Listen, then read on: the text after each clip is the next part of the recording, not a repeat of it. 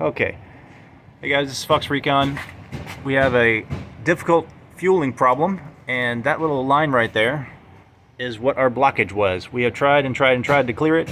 If you have this is a 2012, if you have a 2010, I'll post the year models that it applies to.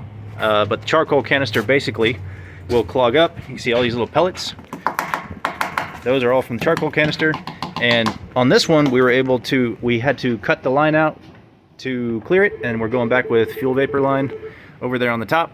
But you may end up having, in the last one in 2010, we had to replace the entire tank because the valves here underneath on the inside and that line that goes to that valve on the back do clog up with pellets. With the charcoal on the 2010, we had these guys were on the inside of the tank.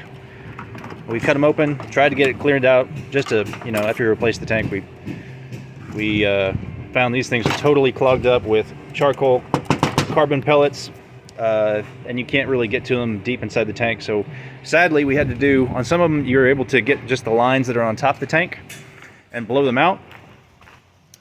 This one had been going for so long and does a lot of sitting, that probably didn't help.